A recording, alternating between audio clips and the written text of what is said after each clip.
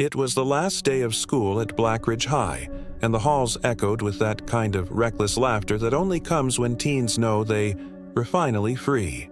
Locker doors slammed, sneakers squeaked on the tile, and someone blasted music from a portable speaker, drowning out the last announcements over the intercom. But in room 212, the laughter didn't reach. Ms. Rayburn's class was dead silent except for the ticking clock and the soft scratching of pencils. Nobody dared speak, not even Kyle, who usually couldn't shut up. Something about that room always felt off. Like the air was heavier, like someone was watching, even when Ms. Rayburn wasn't.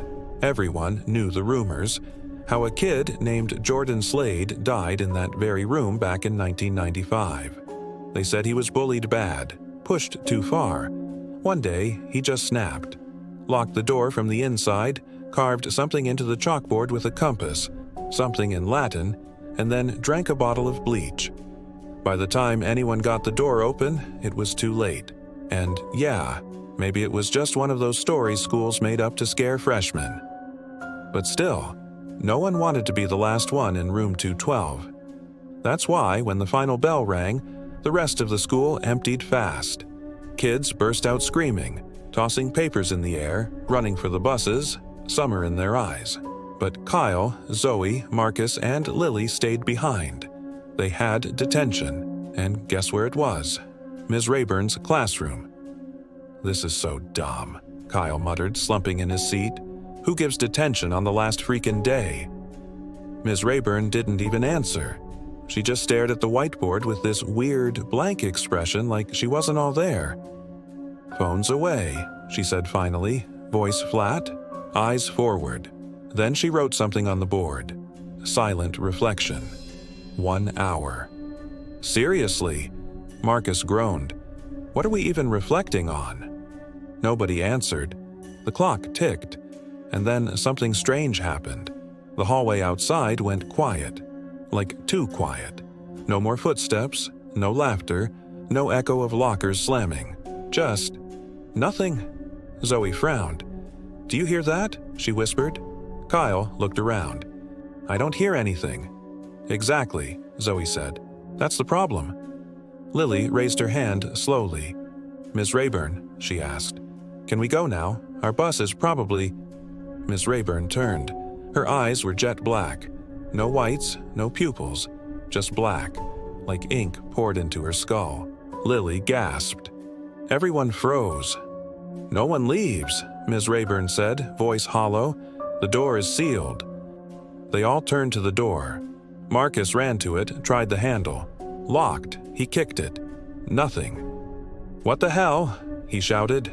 Zoe stood up, shaking. "This isn't funny." "It's not supposed to be," Ms. Rayburn said, stepping away from the board. And then they saw it. The Latin phrase, burned into the whiteboard like it had been seared with fire.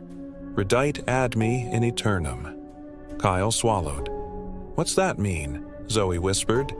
Lily, shaking, said, "I think it means, return to me forever." That's when the lights flickered, and the room got cold. Not air conditioning cold, cemetery cold, breath in the air cold. And then, the shadows moved. Long, black tendrils stretched from under the desks.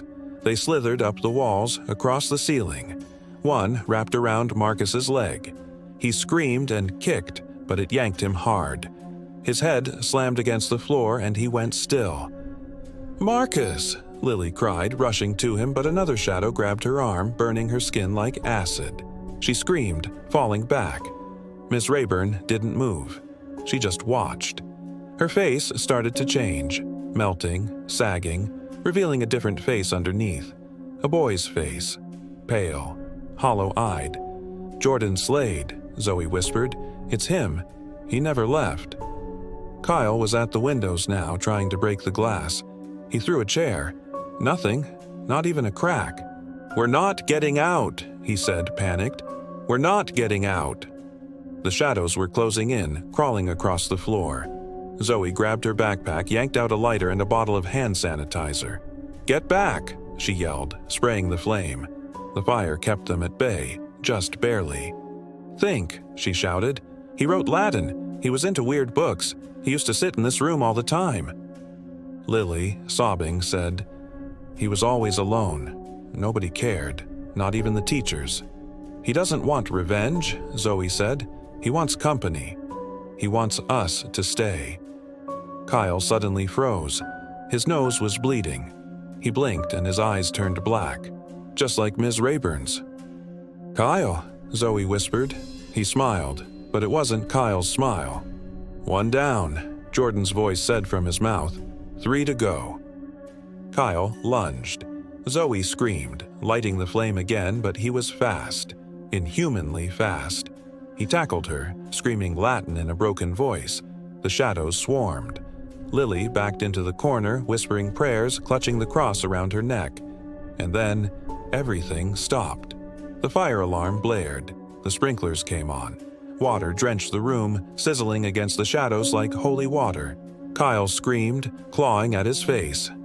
Zoe crawled to the door. Somehow, maybe the power surge, maybe dumb luck, the lock clicked. The door opened. Lily ran. Zoe followed. They didn't stop. Not until they were outside, gasping, soaked, screaming for help. But when they looked back, the classroom was gone. Not empty, not dark, gone. Room 212 was a wall. No door, no windows, just brick.